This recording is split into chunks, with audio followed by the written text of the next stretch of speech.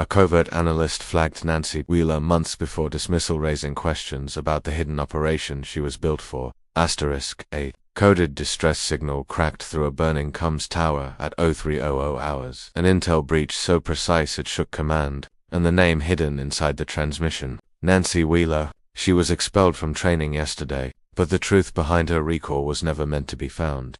Fog rolled low across the abandoned coastal training grounds, swallowing the last traces of dawn until the world looked carved from steel. Radios hissed intermittently on the perimeter fence, soft broken pulses, like a heartbeat struggling to stay alive. A cold wind cut through the air, carrying the smell of salt, gun oil, and distant fire. In that bleak quiet, Nancy Wheeler stepped onto the gravel path she once thought she'd never see again. Boots, metal, static. Everything felt heavier than it should. 40-8 hours earlier, they had thrown her out of the program in front of an entire formation. No explanation, just a curt dismissal that hit harder than any rifle recoil. Yet now, a black convoy with unmarked plates had pulled her out of her apartment before first light, offering no details beyond a single command. You're needed. Needed for what? The compound's interior felt different than she remembered to silent. No cadence drills, no shouted corrections, no barked orders ricocheting off concrete. It felt abandoned, or worse, interrupted. Somewhere deep inside,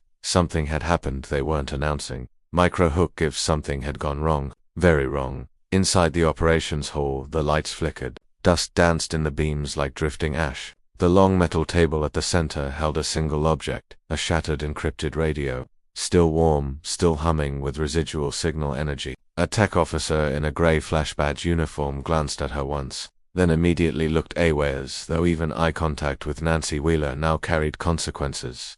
She didn't speak, neither did they. Her expulsion had been humiliating, precise, and suspiciously convenient. Someone wanted her out until someone stronger overruled it. A faint whisper broke through one of the radios. Pattern 7, Wheeler, immediate retrieval. Every spine in the room stiffened. Nancy frowned. Pattern 7. She'd never heard that code before, but the officer monitoring the feed looked suddenly pale, as if the words themselves carried weight, classified far beyond conventional clearance. Micro-hook.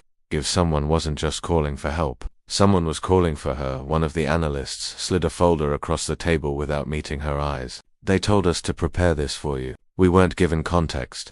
Nancy opened it, her breath hitched. The folder contained satellite stills, grainy infrared captures from an unauthorized frequency. Each image highlighted a distinct anomaly. Heat signatures too organized to be accidents. Shadows too precise to be natural formations. Coded movements in alleyways that matched no known adversary pattern. And in the corner of every single image, a tiny identifier burned into the metadata. WLRAN17, her initials, her old trainee ID. Someone had been tagging her into black-level surveillance datasets long before she'd even entered the program. Micro-hook. If she hadn't been chosen, she'd been tracked. A sudden metallic slam echoed from somewhere deeper in the facility. Boots sprinting. Radio chatter spiking into chaos.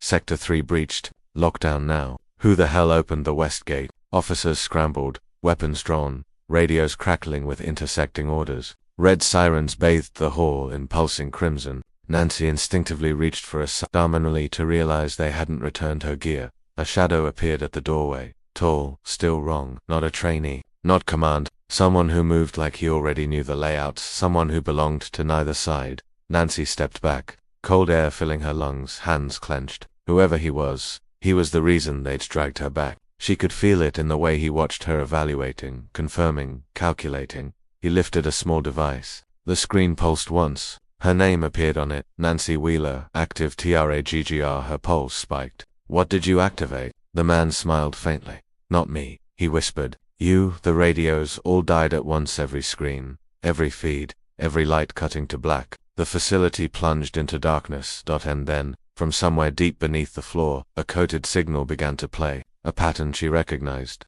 A transmission she had once been forced to forget. The truth struck her so hard, she almost staggered. Someone she trusted had betrayed her. Someone inside command had buried a secret with her name on it, and now that secret was awake. Darkness swallowed the facility so completely that even trained eyes struggled to adapt. For a single suspended moment, all Nancy Wheeler could hear was her own breathing and the low, rhythmic pulse of the coded signal thumping beneath the floor. It wasn't random. It was structured, deliberate, a pattern she had once been forced to memorize. Before command sealed it away, her dismissal suddenly made sense.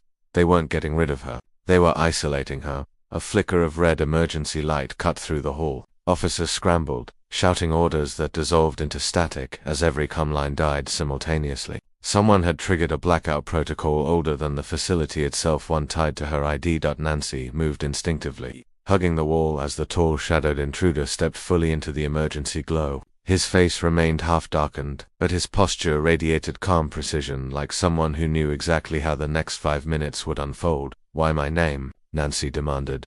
"Because you're the only one who can read the pattern," he replied, tapping the device glowing with her ID, "and the only one fast enough to respond before this place becomes a tomb." The ground vibrated. A blast door somewhere deep underground slammed shut, a metallic thunder that shook dust from the ceiling. Nancy recognized the sound. A full facility, a shutdown meant for internal threats, not external ones. Microhook, give someone inside, had flipped the switch, not the intruder. As officers tried to regroup, the intruder moved with uncanny accuracy. Nancy spotted the tell immediately. His movements weren't random. He was following a mental map. He had studied this facility for years, maybe longer. He extended a hand. "Wheeler, with me." She stared at him, torn between instinct and training. Trusting shadows was suicide, but staying in this hall, certain death. She grabbed a stun baton from a fallen officer and followed him down a narrow maintenance corridor she never knew existed. As they moved, the coded pulse beneath the floor grew louder, more insistent. The intruder glanced back. "You feel it, don't you?" "What is it?" "A warning and a countdown." They descended a steel staircase that led to a bunker level she'd only heard rumored about in training. The corridor below was lined with sealed alloy doors, each marked with seismic bolts. The intruder stopped at one labeled Archive 7. Nancy froze. Archive 7 wasn't supposed to exist. It was a myth whispered among trainees, the place where failed missions, ghost files, and purged agents were buried. "What's in there?" she asked. He met her eyes. "The truth about why the CIA asked for you by name." Microhook gives the doorway between her past and the betrayal she never saw coming. When the door unlocked, cold white light spilled across the floor. Inside were rows of sealed crates, old surveillance data, and wall-mounted screens already flickering back to life. Despite the blackout above, at the far end of the room sat a large sealed container. Stenciled across the front was a single word, WHEL. Her pulse stopped. She approached slowly, fingers trembling as she rested her palm on the cold metal. The container scanned her handprint automatically, something no one had told her she was even authorized for. Hydraulic locks hissed. The crate opened. Inside were old mission photos, a classified psych profile erased from her file, a debrief transcript with half the lines redacted, a symbol burned into the corner, the same symbol in the coded transmission. NC's throat went dry. This is my childhood," she whispered. "Why would the CIA archive this?" The intruder answered, "Because you weren't recruited at 18. You were selected at 8. Her world spun. She staggered back, gripping the crate edge. "You were never just a trainee, Nancy Wheeler. You were part of an operation nobody remembers, not even you." He leaned closer. "And the blackout? They triggered it because the past they buried is waking up."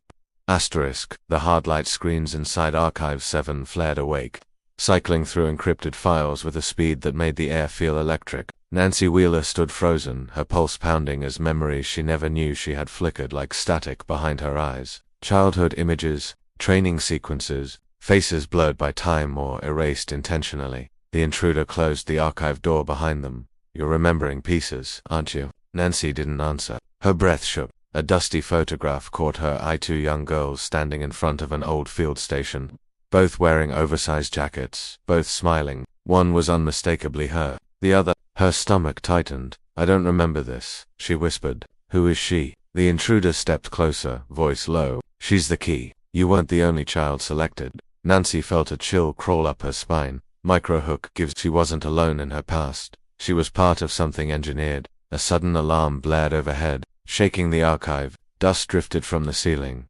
"Command has locked onto our location," the intruder said. "They don't want you opening these files." Nancy shot him a hard look. "You still haven't told me who you are." He hesitated for the first time. "I'm not your enemy. I'm the handler assigned to retrieve you years ago, before they wiped everything clean." That hit her like a punch. "Handler? For what mission?" He gestured toward the larger crate marked Wheeler Protocol. "You're part of Operation Lantern." A childhood covert analysis program. One purpose, identify pattern recognition prodigies before they enter adulthood. Nancy shook her head. I would remember something like that. They made sure you wouldn't. He flipped open a second binder. Inside were neurological scan reports stamped with warnings. Memory suppression, mandatory subject. Wheeler. Unanswered. Winnesey's hands trembled. She didn't even try to hide it. The handler continued. Lantern kids weren't field agents, they were interpreters. They could decode patterns embedded in wars, coups, disappearances, attacks. You were the best of them. Nancy staggered back, hand covering her mouth. So why dismiss me during training? Why humiliate me like that? The handler locked eyes with her. Because someone else inside command activated your tag. Someone woke up Operation Lantern without authorization. Microhook give someone inside the agency wants Nancy Wheeler back on the board. But not alive. That the facility shook again, this time harder. They're burning the archive, he said. We have minutes. Nancy grabbed the child photo and a stack of old mission logs. Who is the girl with me? Her name was Mara, and according to these files, she didn't survive Lantern. Nancy froze. Didn't survive. The handler paused. Then he pulled out a recent surveillance, still blurry, but the face was clear enough to send a shock through Nancy's core. Mara. Alive. Older. No, she whispered. Impossible. She's the one sending the coded transmissions, he said. She's the one who called your name. Nancy's knees nearly buckled. She's alive, and she's trying to reach me, or warn you. Another violent explosion rattled the corridor. We move now, the handler said. If command reaches us first, they'll scrub both of us. Nancy grabbed the files. Where are we going? To the only place Mara's signal could have originated. Where's that? He hit the emergency exit switch. The floor panels split open. A hidden transport elevator rose from below. The handler stepped inside. Nancy stepped after him. NSD stepped after him, descended into darkness. He spoke one final sentence. Mara didn't escape Lantern Wheeler. She defected, and she's hunted for what she knows about you. Asterisk. The elevator hummed deep beneath the earth, walls rattling as pressure shifted. A faint, metallic scent like old blood and rust rose through the vents. Nancy Wheeler gripped the handrail, eyes fixed on the ceiling as alarms faded into distant echoes. Where does this go? She asked. To the sublevel Lantern was designed around, the handler said, a place meant to never be rediscovered. As the elevator descended, cold air seeped into the chamber until Nancy's breath fogged. The lights flickered. We're entering blackout depth, he said. Nothing here connects to the grid. The elevator finally halted with a grinding thud. Doors slid open. What Nancy saw wasn't a hallway, it was a buried facility, dark, silent, forgotten. Rows of abandoned terminals lined the walls. Old projectors flickered weak blue light. Rust-covered metal gurneys stationed beneath cracked glass displays. Nancy stepped forward slowly. This was a research floor, she murmured. But it's been dead for years. Not dead, the handler replied. Silenced. Microhook gives something here had been intentionally erased, but not destroyed. Nancy approached a computer terminal. Dust puffed as she wiped her hand across the screen. The interface blinked to life with a low whir. Enter subject ID. She hesitated. Try it, the handler urged. Nancy Wheeler, she whispered. The system scanned her retina, then unlocked. Dozens of files flooded the screen. Childhood tests, pattern trials, psychological conditioning sessions. The depths of Lantern stretched across the interface like a map of trauma she had never consented to. Nancy's heart pounded as she scrolled. Everything was monitored, she whispered, even my dreams. The handler didn't respond. A sudden blinking file appeared at the bottom, restricted. Mara Incident Report Level OMAJNC clicked. The screen displayed grainy surveillance footage. A young girl, a child version of Mara, stood inside a containment room, tracing symbols on a foggy glass panel. The sequence was fast, complex, mesmerizing. Nancy gasped. I remember that, she whispered. We used to draw patterns together. The footage shifted. A loud alarm blared. Mara backed away from the glass, screaming silently. Guards rushed in, sedatives in hand. The video cut to static. Nancy stumbled backward. What happened to her? The handler swallowed hard. Mara broke pattern containment. She predicted an attack days before it happened, and attack command refused to acknowledge. When her warning proved right, they needed a scapegoat. They claimed she destabilized the project. And me, you were the next in line. They wiped both of you. But wiping Mara failed. Nancy clenched her fists. She survived, and she's reaching out again, he said, which means something bigger is coming. The lights dimmed suddenly. A vibration rolled through the floor. The handler's expression hardened. They found us. Before Nancy could speak, A steel gate slammed shut behind them, trapping them in the archive vault. Wheeler, now or never, the handler said, pulling out a decoder tablet. Mara left something else. Something hidden inside this floor. What? A failsafe. He pointed toward a large circular hatch embedded in the far wall, sealed with a complex cipher. It hummed faintly, like something living behind it. Nancy approached. Patterns were etched across the metal. She recognized them. Instantly, Mara drew these. She whispered, "Then you can open it," he said. Nancy placed her hand on the center symbol. The hat pulsed, turned, unlocked. A cold wind blew out, followed by a dark, echoing chamber. Inside was a server core, still powered, still alive, and at the center, a message repeating on an endless loop. "Wheeler, are you Endon?" The facility light snapped off. Pitch black silence swallowed Nancy. Wheeler, as the chamber door slammed shut behind her. The server core's faint glow barely outlined the room, painting her silhouette in ghost blue. The handler clicked on a low-visibility tactical light. "Wheeler, stay close." "What is this place?" she whispered. "The Lantern Nexus." Mara knew it would survive a purge. Nancy approached the nearest terminal. It flickered like a dying heartbeat. A single encrypted file pulsed, waiting for her. She tapped it. The screen burst into static, then cleared. Mara's face appeared, older, hardened, eyes haunted. "Nancy, if you're watching this, they woke you up too." Nancy stumbled back. "She knows I'm here. Keep watching," the handler urged. Mara continued, voice low and trembling. "They'll tell you I defected. They'll tell you I'm unstable. They'll make you doubt everything. But listen, Lantern wasn't a training program. It was containment." Nancy felt her breath freeze. "I escaped," Mara said. "But they didn't stop. They expanded the pattern, and they're targeting you now, because your signal reactivated." Nancy whispered, "My signal?" The handler nodded grimly. "You broadcast unconsciously during the blackout. That's how Mara found you." Mara leaned closer to the camera. "They'll come for you, all of them, and you can't stay underground. Get out. Follow the coordinates I embedded below. And Nancy, don't trust anyone wearing a badge." Static cut in. The video shook violently. Then Mara's voice whispered one final sentence. "He survived." The screen went dead. Nancy's heartbeat thundered. Who survived? Who is Mara talking about? The handler swallowed, jaw clenched. "There was a third child in Lantern, a boy more gifted than both of you, but he vanished during the fire that ended the project." "What fire?" "That's the part they erased from you. Microhook gives a missing Lantern child, reborn as something far darker." The server core suddenly powered down. Red emergency beacons flashed. "They're breaching the lower floors," the handler said. "We have to move." He handed Nancy a small encrypted drive. "This contains Mara's coordinates." But Wheeler, the floor shook violently. The handler turned sharply. His face drained of color. "Move, now." Nancy bolted toward the side corridor but froze when she heard a sound no human throat should make. Deep, rhythmic clicking echoing through the vents. The handler swore under his breath. "They sent him." Nancy spun. "Who?" He grabbed her arm, dragging her down the hall. "The third child. Lantern Zero. They weaponized him." A heavy metallic crash exploded behind them. A ventilation grate warped outward, something bending steel like paper.